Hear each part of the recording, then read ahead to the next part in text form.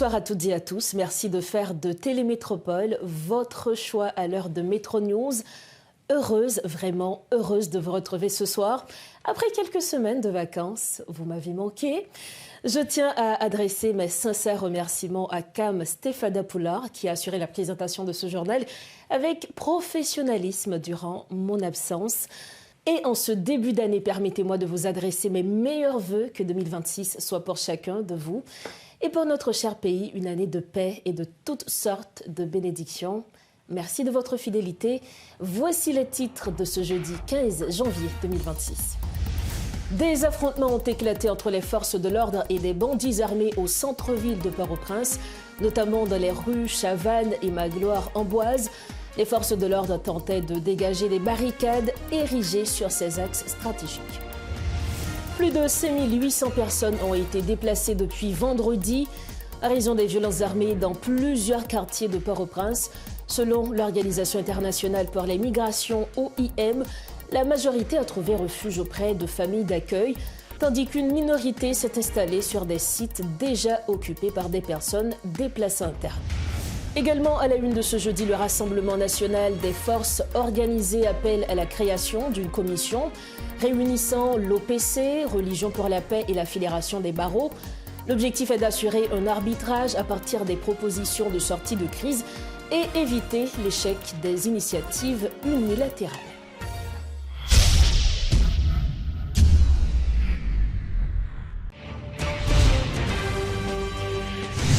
Bienvenue au développement des titres de l'actualité. Des affrontements ont éclaté ce jeudi entre des bandits armés et les forces de l'ordre au centre-ville de Port-au-Prince, alors que des policiers tentaient de lever les barricades érigées par les gangs et procédaient au nettoyage de plusieurs axes, notamment les rues Chavannes et Magloire-Amboise.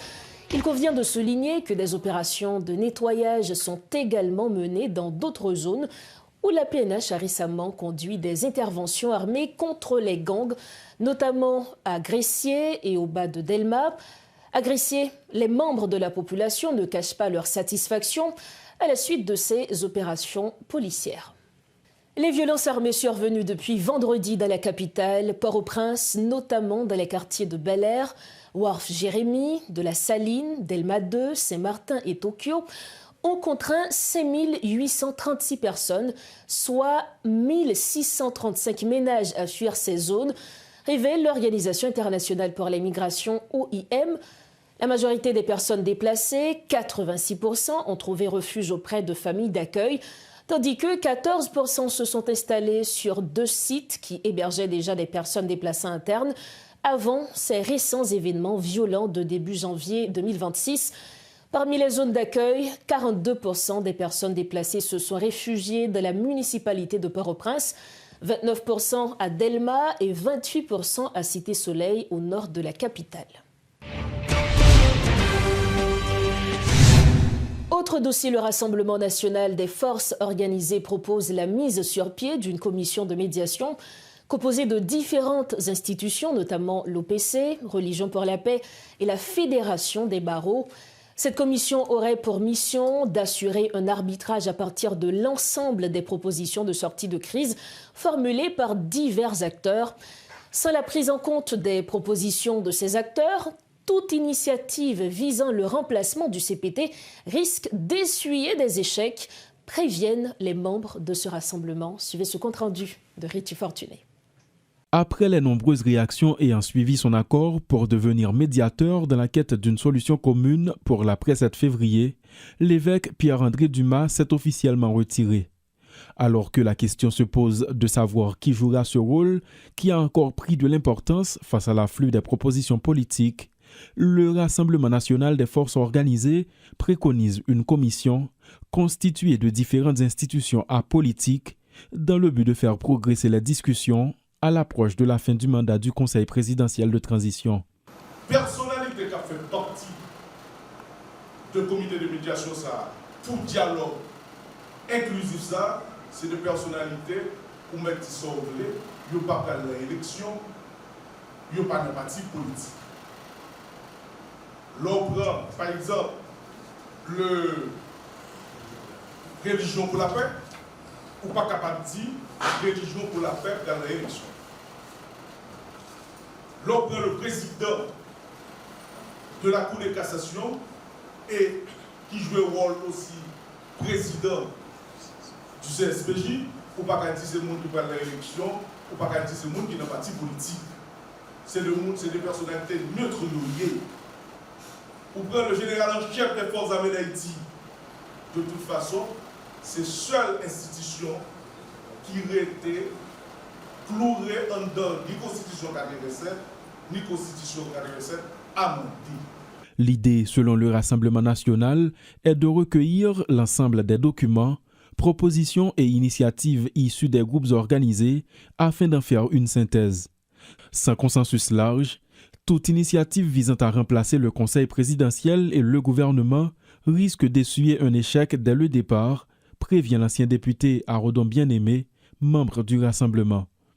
Dans le monde, il y a tellement de passages, il y a choisi un grand monde pour faire médiation, mais nous autres, nous disons, puisqu'il y a des institutions dans le pays, qui ont des personnalités dans la tête, que nous n'avons pas rien qui est capable de reprocher jusqu'à date. Nous disons, pour nous montrer que nous voulons faire équilibre, nous avons le sens de l'équilibre. Nous voulons une position médiane par rapport à ce qu'on fait là, pour tout le monde pas se sentir lésé. Nous venons avec formule ça, nous proposons à la nation, à pays, à tout. Et c'est ça que fait. Nous allons être mon délai de 24 à 48 heures. L'enfant par écrit, institution ça la Cour de cassation, protecteur du citoyen, général chef la BEA, Fédération des Barreaux, Religion pour la paix en Haïti, pour demander cette entité ça pour réunir le plus rapide possible, parce que l'heure est grave, il y a péril dans la demeure. Pendant que les parties prenantes fournissent des propositions directes de remplacement du CPT d'une part et des propositions de constitution de commissions de médiation d'autre part, la question est de savoir quelle instance aura à trancher en faveur de l'une ou l'autre de ces propositions. Toujours dans ce chapitre, John Kelly, Sénat signataire de l'accord historique du 14 août, exprime sa préoccupation quant à l'après 7 février. Invité à la rubrique Le Point ce jeudi, il a déploré que l'intérêt national ne prime pas de la réflexion des acteurs politiques haïtiens à l'heure actuelle. Le risque d'un vide politique à cette date est important, met en garde John Kelly Sénat de l'accord historique du 14 août. Ça préoccupe. J'ai une préoccupation et qui, non seulement comme citoyen, comme dirigeant, comme père de famille, comme monde qui fait politique, qui côtoie acteurs politiques. Et je parle avec un peu de monde qui est dans le CPT. Je parle avec. Ça audio, mon CPT, ça audio. Je parle avec un peu de monde. Donc, vous comprenez que le CPT n'a pas de velléité pour quitter le pouvoir le 7 février. C'est clair. Pas de débat là-dessus. Et vous gardez force vive. Société qui lui-même est déjà en ébullition par rapport avec la date 7 février à Cap-Rivé. Et on va regarder le comportement international là. Donc, on vit une confusion. Mais ce qui est important dans tout ça, c'est que il y a une absence d'intérêt d'Haïti.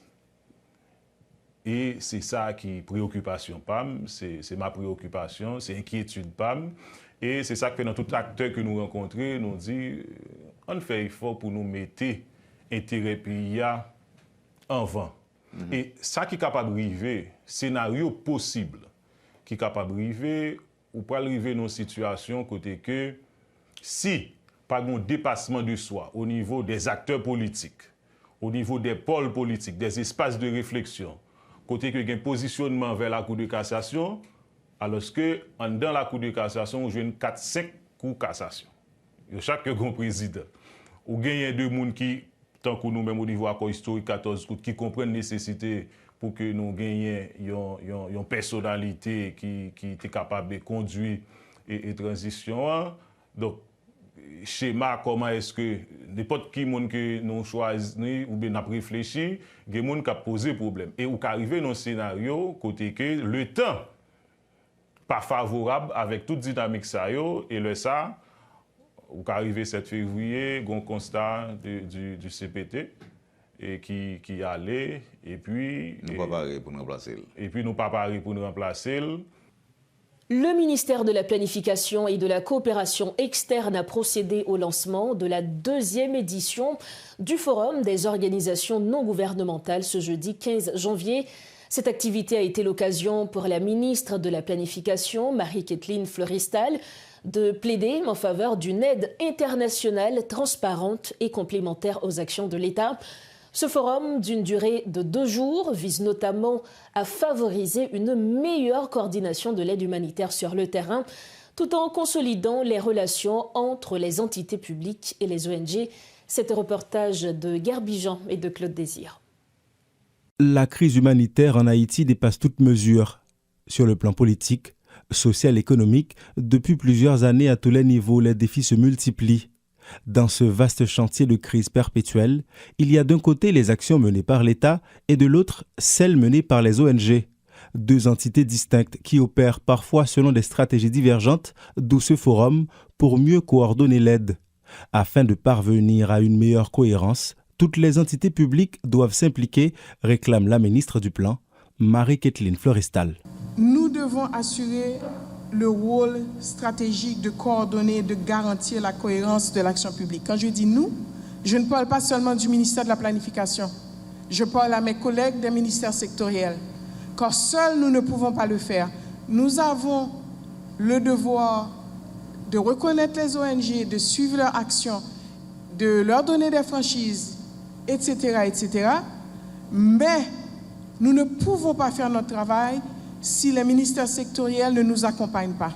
Nous ne sommes pas à jour chaque trimestre pour savoir les orientations de la santé, de l'éducation, de la condition féminine. Et sur le terrain, nos représentations régionales doivent travailler de main en main. Autrement dit, l'aide internationale doit être complémentaire à l'action de l'État axée sur ses priorités. Le ministre de l'Éducation, Antoine Augustin, soutient également la transparence comme moyen de renforcer l'impact de l'aide humanitaire. La situation actuelle de notre pays, marquée par une double crise structurelle et conjoncturelle, appelle à une remise en cohérence de nos efforts. Dans un contexte de fragilité structurelle, où l'État est absent dans certaines zones clés du pays, où des défis humanitaires récurrents de quête légitime de développement durable, la coordination des actions devient une exigence stratégique. À en croire les hauts fonctionnaires, il faut donc mutualiser les actions pour éviter les doublons dans un chantier humanitaire aussi complexe qu'Haïti. Pour sa part, Hélène Rousse, ambassadrice de l'UE, affirme que les actions européennes sont bien en adéquation avec les politiques haïtiennes. Elle espère que ces échanges aboutiront à des orientations concrètes en vue de renforcer l'efficacité des ONG. Pour l'Union européenne, les ONG constituent un vecteur efficace, direct et réactif pour atteindre les populations, pour permettre aux populations de bénéficier des aides grâce à votre proximité avec les communautés et surtout grâce à votre expertise qui est très importante. L'appui que nous souhaitons apporter s'inscrit dans une logique claire de complémentarité avec l'action de l'État et la coopération que nous menons directement également avec les instances étatiques. Et le renforcement des capacités institutionnelles de gouvernance, de coordination demeure un objectif central de notre coopération. Les institutions internationales non gouvernementales sont nombreuses à opérer en Haïti. Elles interviennent dans divers domaines dont l'éducation, les droits humains et assistent des millions de personnes en crise. Malgré leurs actions ponctuelles et celles dites structurelles de l'État, les défis s'accumulent et s'amplifient. Parlant à présent santé, le ministre de la Santé publique Bertrand Sinal se félicite de son récent déplacement dans les départements des Nippes et du Sud. À cette occasion, il a annoncé le lancement de travaux d'aménagement dans plusieurs centres hospitaliers situés dans des zones reculées dans le but d'améliorer l'accès aux soins pour la population. Le titulaire du MSPP a également exprimé sa solidarité avec les professionnels de la santé et effectué une visite des infrastructures sanitaires afin d'évaluer les conditions dans lesquelles ils exercent. Par ailleurs, le ministre a lancé un appel au calme à l'endroit des employés concernant la question des rémunérations. Il a assuré que les chèques sont actuellement en phase d'impression et seront disponibles dans les prochains jours. Et vision nous, et visite nous, intervention nous, surtout, et dans les temps, nous faisons dans le Grand Sud, nous visitons le département d'Aîné, et Sud-Est, et Grandance et Sud. Et nous profitons pour nous annoncer que c'est sous mon patronage et KPCA, avec Donati, nous faisons toute visite. Et nous avons plein de droits, nous avons plein de pouvoir pour nous poser des actions, surtout dans le champ et Mouabaji, champ et médical. Et notre tête collée avec le directeur départemental, nous apprenons par département, et nous sommes allés pour visiter l'hôpital départemental, nous sommes allés pour visiter HCR. C'est l'hôpital communautaire référence, côté nous avons un bloc opératoire. Et d'un coup, nous pensons le cas, c'était dimanche, nous avons visité le département d'Aîné. Nous avons arrangé nous pour des autres pas. Jamais fait dans l'hôpital Sainte-Thérèse de Mirabel. Nous sommes résolus, nous prenons des décisions très fermes au nom de la présidence, au nom de la primature, pour ça ne va jamais brûler. Côté il y a des gens qui apprennent encore dans les petits paysans, qui ne sont pas capables, qui sont vulnérables pour y aller prendre soin en dehors de l'hôpital. Alors que nous connaissons, dans les livres, nous avons 3 modes opératoires, c'est étatique. Nous avons un Salvo, nous avons l'asile, nous avons Sainte-Thérèse de Mirabel. Ça veut dire pour un docteur ou chirurgien ou compagnie privée, ou pas aucun côté dans les livres pour opérer si ce n'est pas dans l'hôpital l'État. Ça veut dire moi-même, j'ai une assise en dans le département d'Aîné. Nous empêcher ça fait et nous avons profité de visites pour nous parler avec spécialistes, infirmières, généralistes, ou bien tout personnel soignant, net, même personnel de soutien. Pour nous dire, faut-il pour nous n'avons pas besoin de manifester, nous n'avons pas besoin de protester. Heureusement, nous avons des chèques qui commencent à imprimer au niveau du ministère des Finances. Et les spécialistes, ils continuent à faire le service, l'hôpital de Bougé est très fréquenté. Si nous prenons par exemple, et nous avons un taux de fréquentation dans la maternité qui était 31%, je dis à passer à 75%. Et beaucoup de résultats, mois de novembre avec décembre. On va pas les monter dans le ministère jusqu'à 31 octobre. Ça veut dire ça marche, ça bouge. Je veux dire au niveau ministère de la Santé. Nous tout profiter et pour nous déballer une annonce et dans le département d'Aîné pour nous lancer une campagne. Une campagne, on va faire pilote, on va faire dans le pour pouvoir opérer tout le monde qui est aidé, innocent gratuitement. Nous arrivons au terme de ce journal. Avant de partir, le rappel des titres à la une. Des affrontements ont éclaté entre les forces de l'ordre et des bandits armés au centre-ville de Port-au-Prince, notamment dans les rues Chavannes et Magloire-Ambroise. Les forces de l'ordre tentaient de dégager des barricades érigées sur ces axes stratégiques. Plus de 5800 personnes ont été déplacées depuis vendredi en raison des violences armées dans plusieurs quartiers de Port-au-Prince. Selon l'Organisation internationale pour les migrations, OIM, la majorité a trouvé refuge auprès de familles d'accueil, tandis qu'une minorité s'est installée sur des sites déjà occupés par des personnes déplacées internes. Et puis le Rassemblement national des forces organisées appelle à la création d'une commission réunissant l'OPC, Religion pour la paix et la Fédération des barreaux. L'objectif est d'assurer un arbitrage à partir des propositions de sortie de crise et éviter l'échec des initiatives unilatérales. C'est ainsi que nous refermons cette édition de Métro News. Merci de votre fidélité, merci de l'intérêt. Restez branchés Métropole, on se retrouve bientôt. Bonsoir.